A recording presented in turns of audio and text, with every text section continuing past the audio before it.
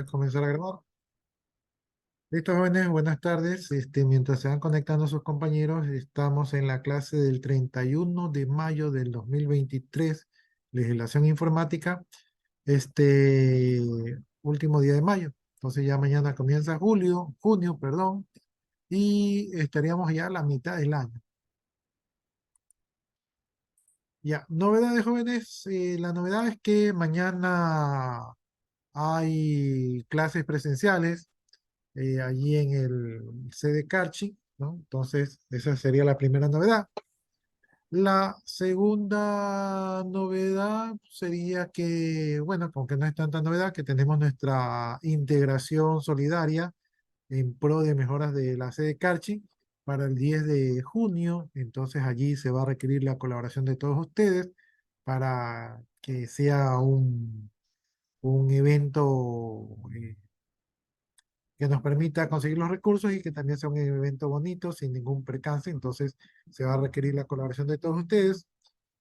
Tercera novedad, que según lo que recibí allí en el chat, mañana hay junta de docentes a la 1:30 de la tarde. Eso quiere decir que en el caso de ustedes, tal vez no, por lo menos las 2 primeras horas, ¿verdad? Hasta siquiera 2:30, 3 de la tarde no van a tener clases porque han convocado a todos los docentes a una reunión.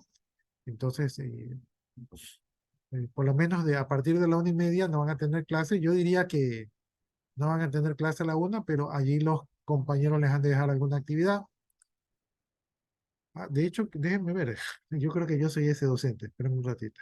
A Pero ver. ingeniera, mañana toca con usted las 3 primeras horas. Sí, Sí, sí, era lo chistoso. Yo pensaba que no me tocaba. Es que no he visto el horario. Ya, nos toca a partir de la 1, ¿verdad? 3 horas. Ya, Sí, entonces, jóvenes, lo más probable es que yo les deje alguna actividad. La reunión es a la 1:30. Esas reuniones como mínimo duran 1 hora, así que 2:30 estaríamos retornando. Ahora, como son todos los docentes, ¿verdad? Y hay que ver de qué se trata, puede ser que dure un poquito más, ¿sí? Entonces, a veces, sí, a veces esas reuniones pueden durar una hora y media, 2 horas. Entonces, estamos hablando que a las 3 retornamos. Si es que es así, jóvenes, si es que es así, yo pienso que ustedes de repente, si ustedes gustan, nos ponemos de acuerdo ahorita para que ustedes vayan a partir de las 2:30, ¿les parece? Para que no vayan apuradas. sí, Porque a sí, la 1:30, miren, a la 1:30 es la reunión, que empiece exactamente, o sea, tenemos que irnos a la 1:15 allá, o sea, no vamos a empezar clases. Y de ahí tenemos que regresar, yo digo que regresamos 2:30, aunque yo tal vez no regresemos 2:30, pero en todo caso, quedemos a las 2:30, ¿les parece? 2:30 creo que agarramos la última hora. Y lo que a mí me tocaría es que yo les dejaría, nuevamente les dejaría tarea virtual, ¿verdad? Para el día de mañana. Entonces, de repente hoy día les dejo esa tarea para el día de mañana. Entonces quedamos así. La hora de ingreso para ustedes sería 2:30, ¿verdad? Igual cualquier cosa, yo ya les digo, oiga, ¿saben qué? Ya terminó la reunión, para que ustedes apuren el paso si es que es el caso, y les dejaría una actividad para compensar esas horas. O sea, les haría una clase virtual para compensar esas horas. ¿Estamos de acuerdo entonces, jóvenes? Ya, listo. Déjenme ver el tema de la asistencia, asistencia, por acá. Ya, la última clase no tuvimos actividad académica, por lo que tuvimos que entregar la sede de la escuela de choferes. Entonces ahí les puse asistencia a todos, ¿verdad? De allí, otras asistencias, creo yo que ustedes me entregaron una lista de los que asistieron, entonces tendrían que revisar.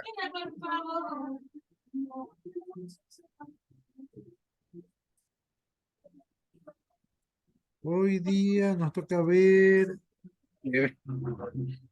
la Ley de Comercio Electrónico, firmas y mensajes Ah, de datos.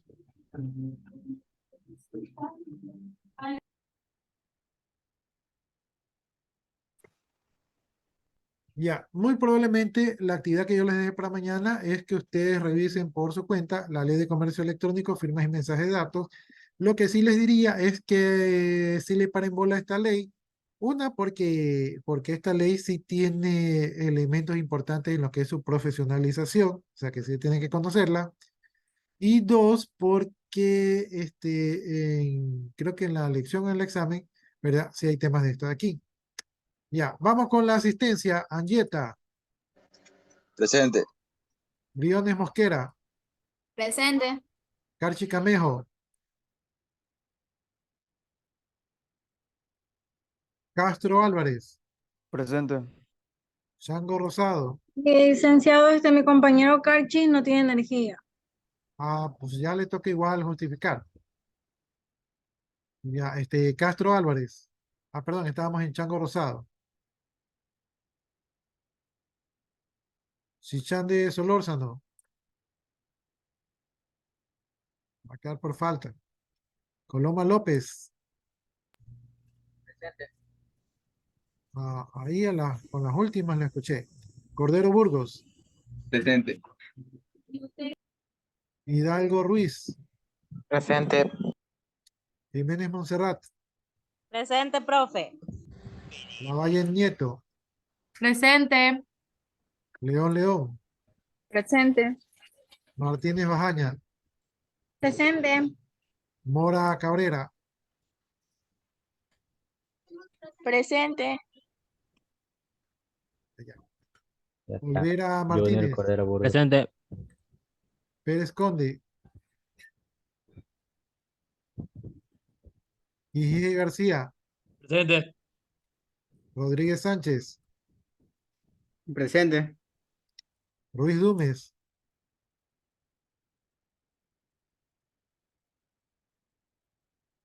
Tenemasa Gómez, Villasís Mosquera, Presente. y Tenemasa no me contestó, ¿no? Ahí me estaba saltando. Villamar Bosa, Presente. Zambrano Castro, Presente. Zapata Naranjo, Presente. ya, alguien que se me haya pasado por alto. Ya, ahí guardó, ya si llega alguien, pues ya ahí lo volvemos a registrar.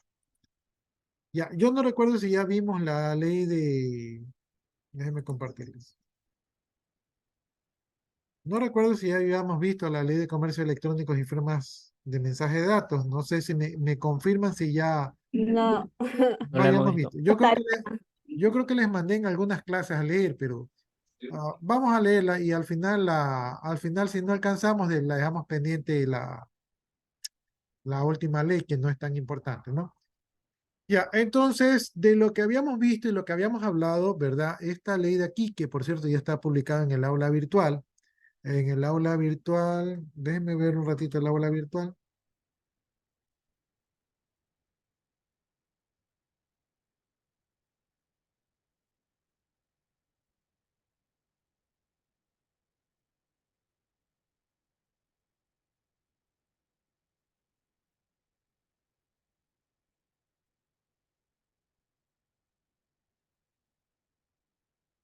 Eh,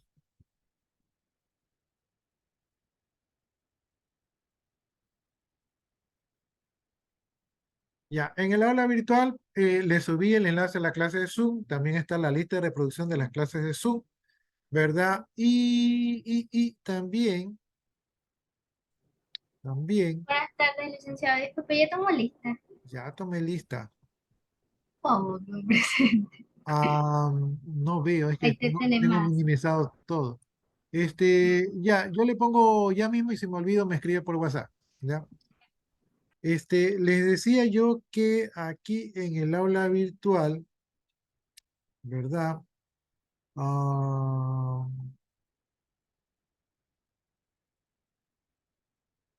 creo que les puse este cuestionario Ya, aquí les puse la ley de comercio electrónico. La que vamos a ver ahorita se las puse creo que hace 2 semanas, ¿verdad? Como las clases virtuales que no hemos tenido, ¿no? O sea, como actividad asincrónica. Entonces, aquí está el documento, ¿verdad? El mismo que yo estoy viendo. Y aquí hay una tarea de comercio electrónico que se las puse la semana pasada que les dije que les iba a mandar una actividad. Entonces, la actividad es hacer la investigación de las firmas electrónicas. Si alguno de ustedes quiere exponer, pues se considera participación en clase. Y estos son los temas a desarrollar este, de las firmas electrónicas. Inge, una pregunta, tengo una intriga sobre esa tarea. Dígame. De lo que dice máximo 5 alumnos, ¿qué? ¿Del grupo o 5 de toda la clase? Es del grupo, es del grupo. De solamente de un grupo. Un grupo, sí. Ah, ya, ok. Todos deben de subir la misma tarea. Y, o sea, es una tarea por grupo. Ustedes han de A ser, ver, a ver. son Por unos eso le estoy pocos. diciendo, o sea, se sube solamente una sola tarea, o sea, uno del grupo. Uno del Si grupo, son, como si son son cuatro, son son 5 grupos, son grupos 5 que lo tareas. tienen que subir. No, pues son 5 tareas. Si son 5 grupos, son 5 tareas. Ah, ya entendí, ya, ok, ya. Ya, Gracias. ya. Me parece que yo ya aquí les había puesto el cuestionario, pero no lo veo. Ya, entonces ya les voy a poner el cuestionario, pero no este de aquí. Déjenme ver. Evaluación del marco legal normativo. Este ya les puse. Bueno, ya les voy a poner el cuestionario de la ley de comercio electrónico, ¿sí? Porque no lo he puesto, pensaba que ya lo había puesto. Ya, entonces esas son las actividades en el aula virtual, jóvenes. Ahora sí, vámonos a revisar rápidamente, ¿verdad? Porque es como nos hemos atascado aquí, ¿sí? Entonces vamos revisando rápidamente esta ley, ¿no? Y de paso eso les va a ayudar, ¿no? Les decía yo que esta ley de aquí, por cierto, solamente tengo 40 minutos de la sesión de Zoom. Cuando se corte, Zoom me penaliza con 4 minutos. Entonces, una vez que termine la clase, ya no nos volvemos a conectar, sino que nos quedaríamos hasta mañana. El día de mañana, lo que avancemos hoy, la tarea de ustedes va a ser acabar la ley de comercio electrónico, ¿sí? Ustedes van a leer esta ley, van a leer todos los artículos de esta ley, no son muchos, no es una ley muy extensa, y entonces, y luego van a hacer la lección, que yo, si no les habilito hoy, les habilito mañana la lección de la ley de comercio electrónico, ¿no? Y esto es importante para ustedes porque esto sí tiene que ver con su carrera. Cuando nosotros vimos el marco legal, vimos que el Ecuador no era un país muy fuerte en cuestiones de leyes contra los ciberdelitos. Sin embargo, cuando se implementó la ley de comercio y firmas electrónicas, ¿verdad? Que fue hecho en el año 2002 y que recientemente se hizo un alcance, es decir, que está heavy. De hecho, el alcance lo tenemos que leer porque incluso yo no conozco cuál es el alcance que se le hizo en el 2020, ¿verdad? Entonces, esta ley cambió la condición del Ecuador y entonces la constitución del Ecuador, la parte jurídica del Ecuador, que es uno de los elementos que sirve de lucha contra los ciberdelincuentes, ¿verdad? Si no, lo que dicen los expertos es que si no hay una ley, ¿verdad? Así sea que la ley no se aplique, pero si no hay una ley, entonces el delito queda impune. Existiendo la ley, aunque el delito sea eh, difícil de encontrar a los ciberdelincuentes, pero por lo menos a muchas personas, al saber que están rompiendo la ley, no cometen los delitos. Entonces la ley es un disuasivo y es una herramienta importante contra la lucha contra los ciberdelincuentes. Y el Ecuador, al crear esta ley, fortaleció su parte jurídica, ¿verdad? Su marco jurídico para la lucha contra los ciberdelitos. Entonces, esta ley es sumamente importante para el Ecuador, ¿verdad? Para entrar entre los países que ya han fortalecido su parte jurídica. No es la ley más fuerte, no es todas las leyes que hay en Ecuador, no es que hemos cubierto todo, pero por lo menos pasamos de un 10% de lucha contra los ciberdelincuentes a un 60% de lucha contra los ciberdelincuentes. Entonces es un avance importante, ¿no? Entonces, esta es la importancia de esta ley. Artículo número 1 dice que el objeto de esta ley regula los mensajes de datos, las firmas electrónicas, los servicios de certificación, la contratación electrónica y telemática, la prestación de servicios electrónicos a través de las redes de información, incluido el comercio electrónico. Entonces, este es el objetivo de esta ley y su objetivo pues es la protección de los usuarios y de los sistemas. Entonces, una ley específicamente orientada a lo que es la informática, la telemática, las comunicaciones y los negocios cibernéticos.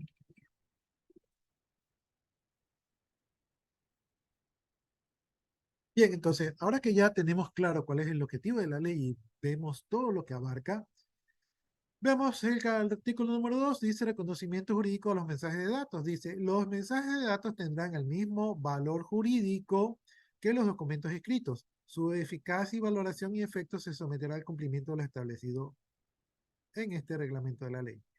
¿Qué dice el artículo número 2? Que antes, cuando usted decía, oye, ¿sabes qué? Enviaba un mensaje, por ejemplo, ¿sabes qué? Te voy a robar, y le enviaba un mensaje por correo electrónico, entonces uno decía, oiga, pero eso no es un documento, eso es un correo electrónico, eso no tiene peso jurídico. Pero gracias al artículo número 2, lo que usted escriba en un correo electrónico, en un mensaje por WhatsApp, en un Twitter, ¿verdad? Tiene validez legal. Entonces, si usted escribe por WhatsApp, oye, ¿cuándo me vas a pagar los 1.000 que te debo? Y la otra persona dice, sí, te voy a pagar después, está reconociendo una deuda y ese mensajito tiene poder jurídico legal, ¿verdad? Como un contrato, ¿sí? Entonces, lo que ustedes escriben, publican o envían por mensajes puede ser utilizado en su contra. Por lo tanto, tienen que tener cuidado con los mensajes que escriban. Tienen que utilizar sus 5 sentidos para enviar mensajes, ¿verdad? Entonces, si usted está borracho y manda un mensaje, oye, me voy a casar contigo, entonces su novia pues puede coger y decir, oye, esto es un contrato legal, te tienes que casar porque tiene validez legal este mensaje de datos, ¿no? Entonces, ojo con lo que escriben. Artículo número 3 dice incorporación por remisión. Se reconoce la validez jurídica de la información no contenida directamente en el mensaje de datos siempre que figure en el mismo en su forma de remisión o anexo accesible mediante un enlace electrónico directo y su contenido sea contenido o aceptado expresamente por las partes. ¿Qué quiere decir el artículo número 3? Déjenme ver, aquí hay un mensajito. Ya, una carita de asombro. Sí, es fuerte la parte legal. El artículo número 3 dice que si yo no le envío, oye, tenemos un contrato por mensaje de datos, pero envío un documento de Word, ¿verdad? Donde el correo dice, este es el contrato que vamos a firmar, ¿verdad? Aunque no se especifica cuál es el contrato, pero si el documento de Word va anexado a ese correo, donde el contexto dice que vamos a firmar un contrato, entonces ese documento adjunto, que no es parte del mensaje electrónico, que es un adjunto, también se convierte en un documento legal. ¿Sí? Entonces, tanto me deben 4 matrimonios. Sí, pues ya vieron, el desconocimiento de la ley hacen que se aprovechen de su nobleza.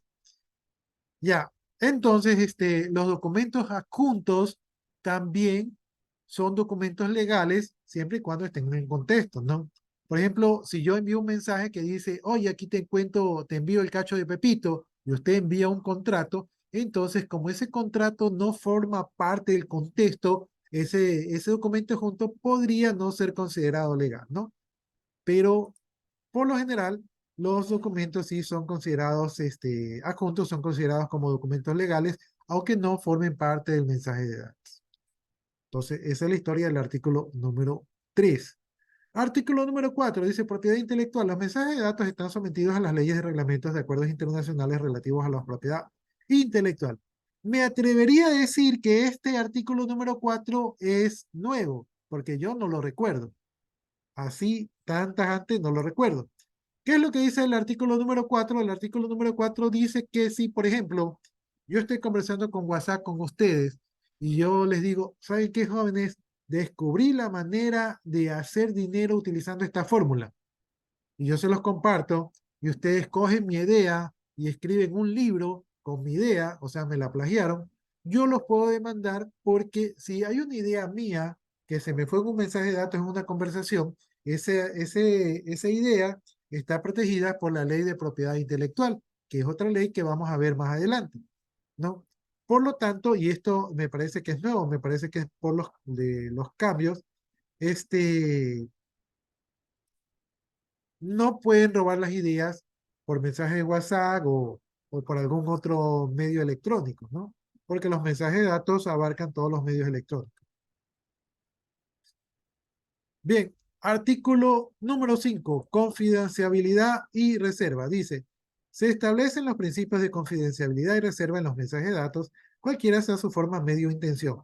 Toda violación de estos principios, principalmente aquellas referidas a la instrucción electrónica, transferencia ilegal de mensajes de datos o violación de secretos profesionales, serán sancionados conforme a lo dispuesto a la ley. Este de aquí me parecería que también es nuevo, ¿no?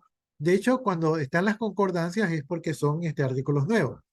¿Qué es lo que está diciendo aquí? Que si yo tengo una conversación con alguien, ¿verdad? Con una persona, ya sea de negocios o de cosas personales, y esta persona publica por otros medios esa información que es reservada y confidencial, yo podría demandar por vendría a ser invasión de privacidad, ¿sí? Entonces, si usted, no sé, tiene su novia o tiene su novio, ¿verdad? Y dice, ¿sabes qué? Voy a publicar tus mensajes de datos para que el mundo sepa lo rata de dos patas que tú eres, ¿verdad? Entonces, no lo puede hacer porque esos mensajes están protegidos por el artículo número 5 que habla de la confidencialidad y reserva, ¿no? Entonces, están violando sus derechos. Si el mensaje no dice, oye, publica mis mensajes al mundo, ¿verdad? Si usted no tiene ese consentimiento, según lo que dice el artículo número 5, no lo pueden hacer, ¿no? Entonces, aplica a los negocios. Si usted tiene una conversación profesional con una empresa, usted no puede hacer pública dicha conversación. Artículo número 6 de la información escrita dice, cuando la ley requiera o obligue que la información conste por escrito, este requisito quedará cumplido con un mensaje de datos siempre que la información que contenga sea asequible, ¿no? Este sí es viejito. El artículo número 6 dice que si, por ejemplo, yo les digo, tráigame un certificado médico, ¿verdad? Yo les digo a ustedes, tráigame el certificado médico, y ustedes me lo traen de manera digital, ¿verdad? O me lo envían por un correo electrónico, ¿verdad? El artículo número 6 dice que ese cumplimiento tiene la misma validez que la presencia de un documento físico. El artículo número 6 está un poco pensado a ser amigable con la madre tierra, es decir, que no gastemos papel innecesario. Entonces, si usted presenta un documento de manera digital, ¿verdad? Dice que está cumplido el requisito. O sea, yo no puedo decir, no, tráigame la copia, aunque yo en titulación sí lo hago. Yo digo, tráigame el físico, ¿no? Pero no lo hago porque yo quiero, sino porque a mí también me lo pide, ¿verdad? Pero aquí dice que si se envía de manera digital, el requisito es cumplido. Entonces, no sé, me parece que hasta ahorita todos estos artículos, todos los que hemos visto hasta ahorita han valido la pena. Artículo número 7 de la información original. Veamos qué dice. O no sé si... Bueno, ahorita voy a ir yo, pero va a llegar un momento en que les voy a pedir su colaboración porque algunos artículos son un poco grandes, ¿no? Artículo número 7 dice, cuando la ley requiera u obligue que la información sea presentada o conservada en forma original, este requisito quedará cumplido con un mensaje de datos si siendo requerido conforme a la ley, puede comprobarse que ha conservado su integridad de la información a partir del momento en que se generó por primera vez en su forma definitiva como mensaje de datos. Es decir, que si yo digo, entrégueme un original, y ustedes me envían un mensaje de datos que se comprueba y que no ha sido modificado, ¿verdad? Recuerden ustedes que los correos electrónicos tienen fechas de recepción y envío, ¿verdad? Los mismos los PDF, los mismos los documentos de Word. Entonces, estos documentos pueden demostrar que no han sido alterados. Y eso es lo que nos pide el artículo 7. Si se demuestra que el documento electrónico no ha sido alterado, el cumplimiento de la ley se da por dado, ¿sí? Es decir, yo no necesito entregar papel, yo puedo entregar de manera digital siempre y cuando se compruebe de que eso no ha sido alterado. Se considera que un mensaje de datos permanece íntegro si se mantiene completo e inalterable su contenido, salvo algún cambio de forma propio del proceso de comunicación o presentación. Es decir, si el mensaje de datos no ha cambiado, por ejemplo, yo imprimo un correo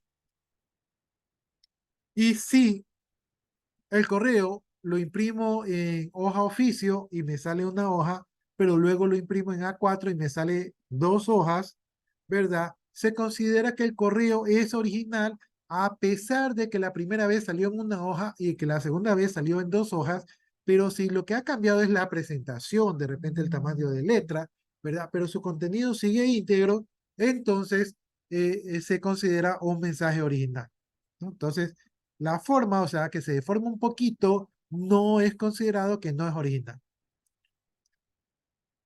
Por acuerdo de parte y cumpliendo todas las obligaciones previstas en la ley, se podrá desmaterializar los documentos que por ley deban ser instrumentados físicamente. Es decir, que si hay dos partes que dicen, ¿sabes qué? Tienes que traerme el documento físico y ambas partes se ponen de acuerdo, se puede desmaterializar. ¿Qué significa desmaterializar? Desmaterializar significa que se saca una fiel copia digital del original y una vez que se obtiene la copia original digitalizada, ya se puede prescindir del original físico, ¿sí? Entonces, todo esto de aquí tiene que ver con el no uso del papel.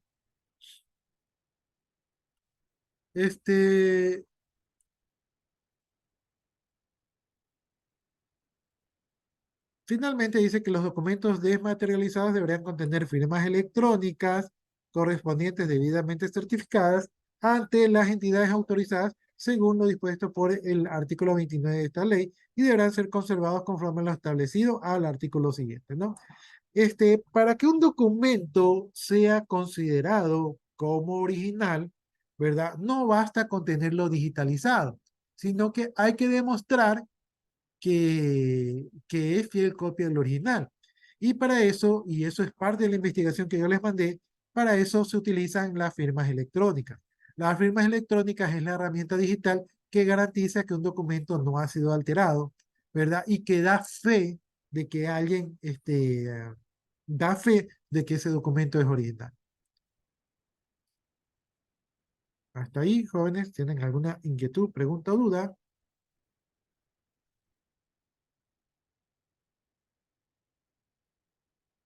Ya, si no hay preguntas, como les digo, no sé si ya salió el mensajito que me quedan 10 minutos, pero si se corta, ahí nos quedamos y el día de mañana ustedes tienen que continuar revisando esta ley.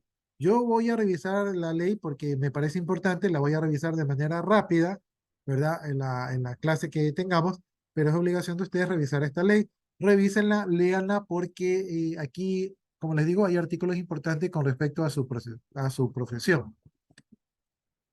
Artículo número 8 de la conservación de los mensajes de datos. Dice, toda información sometida a esta ley podrá ser conservada. Este requisito queda cumplido mediante el archivo del mensaje de datos siempre que cumpla las siguientes condiciones. Entonces, los mensajes de datos tienen que cumplir las siguientes condiciones. Primero, que la información que contenga sea accesible a posterior consulta. Es decir, que el formato de la información pueda ser recuperado. Si yo tengo un documento sitiado con clave, probablemente no cumpla. Si yo tengo un documento de Word o un documento PDF o un documento de correo, ¿verdad? O incluso un mensaje de WhatsApp o un mensaje de Instagram, ¿verdad? O de Twitter, podrían caer en esta categoría, ¿sí? Porque son mensajes que pueden ser accedidos después.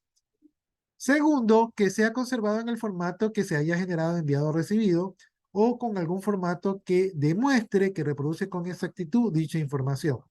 ¿Sí? Entonces, tiene que ser el mismo formato que se creó o tiene que ser representado con un programa que garantice que es la misma información, o sea, que no se deforme, ¿sí? Que no pueda ser adulterado.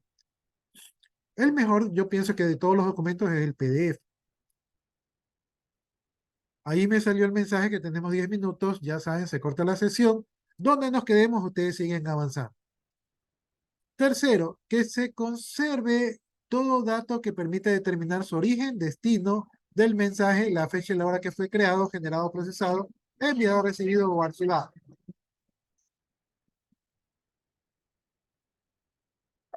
¿Quiénes son los documentos que cumplen esto? La mayoría de estos documentos son el correo electrónico. Los PDF también tienen fecha y hora de creación, también quién los generó, ¿verdad? El enviado y el recibido no lo tienen específicamente. El documento de Word también tiene la mayoría de estas características. Un mensaje de WhatsApp también tiene quién lo envió, quién lo recibió, tiene la fecha y la hora, ¿verdad? Entonces, un mensaje de WhatsApp también puede ser considerado, ¿verdad? Como una información legal. Y por último, que garantice su integridad en el tiempo y que se establezca en el reglamento de esta ley. Entonces, que tiene que permanecer íntegro en el tiempo. Es decir, que el mismo mensaje que yo abrí hace 10 años, ¿verdad? Sea el mismo que abro después de 10 años. Toda persona podrá cumplir la conservación de mensajes de datos utilizando los servicios de terceros siempre y cuando cumplan las condiciones mencionadas en este artículo. Es decir, si yo tengo información y quiero conservar esa información digital, ¿verdad? No necesariamente tengo que yo tenerla en un disco duro en mi casa. Yo puedo contratar un servicio en la nube, como un Google Drive, como un OneDrive, ¿verdad? Como un Dropbox, para guardar mi información. Y como estas empresas son empresas serias internacionales que cumplen estándares de información, esto me garantiza que mi información digital está a salvo, ¿sí? La información que tenga como única finalidad facilitar el envío o recepción de mensajes de datos no será obligatorio el cumplimiento de lo establecido en los literales anteriores, ¿no? Ya, entonces, información que su finalidad es facilitar el envío o recepción de mensajes de datos, no es obligatorio lo anterior. Aquí yo pienso que aquí yo no les puedo dar una opinión porque no estoy entendiendo mucho el contexto. Me parece que son los mensajes como que, oye, ya te voy a enviar. ¿Recibiste? Sí. O sea, ese tipo de mensajes que es como una coordinación, me parece que no están sujetos a lo anterior. Pero puede ser que me equivoque.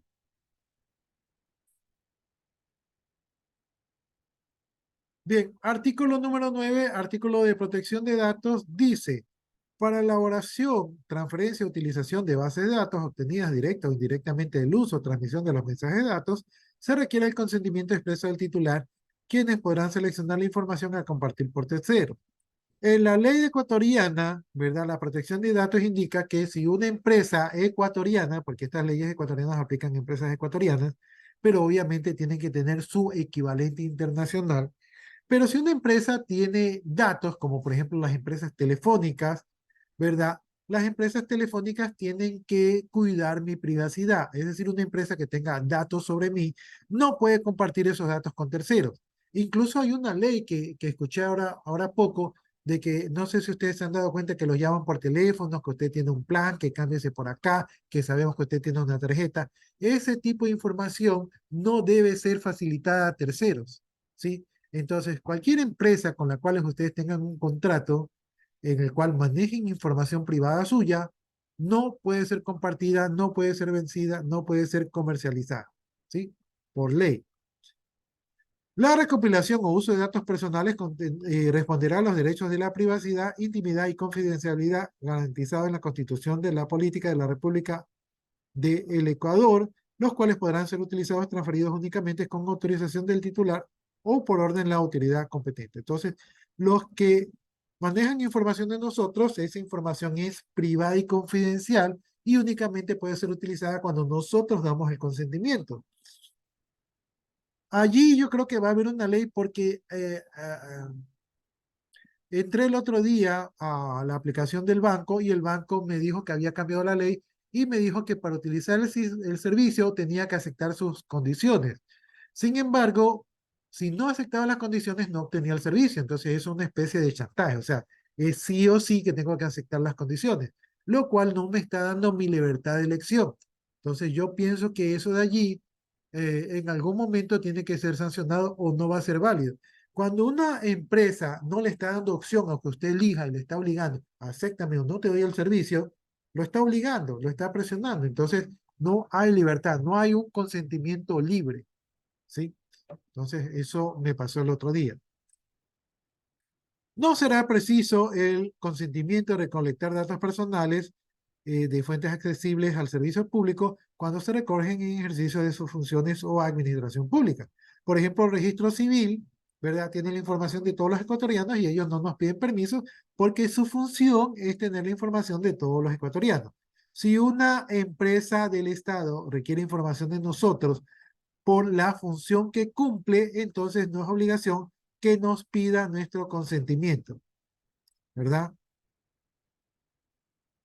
Por ejemplo, las empresas que contienen informaciones de nosotros que son de carácter privado, obviamente no tienen que pedirnos consentimiento porque eso es parte de la función laboral, ¿verdad? Entonces eso es lo que nos dice este párrafo del artículo. El consentimiento a que se refiere este artículo puede ser revocado a criterio del titular, ¿verdad? La revocatoria no es retroactiva, es decir, si el lunes doy consentimiento a que utilicen mi información, el martes la utilizan, el miércoles yo digo, no quiero que utilicen mi información, lo que ya utilizaron el martes, como fue con autorización del lunes, es válido, pero ya no se puede utilizar el día miércoles, ¿verdad? Entonces, las autorizaciones y la negación de autorizaciones no son retroactivas, ¿verdad? Entonces, lo que se autorizó, y lo que no, pues, ya no. Nos quedan 3 minutos, jóvenes. Ya, voy a seguir con el artículo número 10 porque mañana no vamos a tener clase, entonces voy a avanzar lo más que pueda. Procedencia de la identidad de los mensajes de datos. Dice, salvo prueba en contrario, se entenderá que un mensaje de datos proviene de quien lo envía y autoriza a quien lo recibe para actuar conforme al contenido en el mismo, cuando su verificación exista en concordancia con la identificación del emisor y su firma electrónica, excepto en los siguientes casos. Entonces, basta que yo envíe un mensaje de y para, o sea, de mi persona para alguien, y se entenderá de que yo, que estoy enviando, estoy autorizando a la persona que accione según lo que incluye el mensaje, ¿no? Entonces, eso es de conformidad a lo normal. Pero si se ha dado el caso que el mensaje de datos no proviene de quien consta como emisor, como hacen en el phishing, en este caso se lo hará antes de que la persona lo reciba o actúe conforme a dicho mensaje. Entonces, en el caso de que sea un correo falso, no aplica, no se entiende que se está dando autorización. En el caso contrario, quien conste como emisor deberá justificar plenamente de que el mensaje de datos no se inició por orden suya, ¿no? Por ejemplo, si a mí me hacen phishing o me hackean el correo electrónico, yo tengo que demostrar que me han hackeado el correo electrónico y que yo no envié ese mensaje para liberarme de responsabilidades, ¿verdad? B, si el destinatario no hubiese actuado diligentemente con las verificaciones correspondientes. Por ejemplo, si yo les envío un mensaje de datos que dice, les voy a regalar 10 puntos en el examen, ¿verdad? Y ustedes dicen, oh, el profesor me va a regalar 10 puntos, entonces ya no estudio, ya no hago nada porque me va a regalar 10 puntos. Entonces, la pregunta mía sería, ¿es normal que un docente regale 10 puntos de la noche a la mañana? No es normal. Como no es normal, el alumno está en la obligación, al existir esa orden tan fuera de lo común, el alumno está en la obligación de verificar ese mensaje. Y entonces ustedes tendrían que decir, profesor, ¿usted va a arreglar 10 puntos? Yo les digo, no, jóvenes, me hackearon, no voy a arreglar 10 puntos. Entonces allí se desvalida el mensaje original, ¿verdad? Eso es lo que dice el artículo número 10. Tanto el emisor como el receptor tienen que ser diligentes con respecto a la información que se envía porque se están autorizando. Nos queda menos de un minuto, jóvenes, se va a desconectar, entonces nos vamos a quedar por hasta allí. No sé si alguno de ustedes tiene alguna inquietud, duda, sería el momento de hacerlo. Y si no, pues nos quedamos hasta el artículo número 11. ¿Preguntas, dudas, inquietudes? No, entonces mañana 2:30, Dios mediante que la reunión no demore mucho, ¿verdad? Tenemos clase y tienen que ustedes avanzar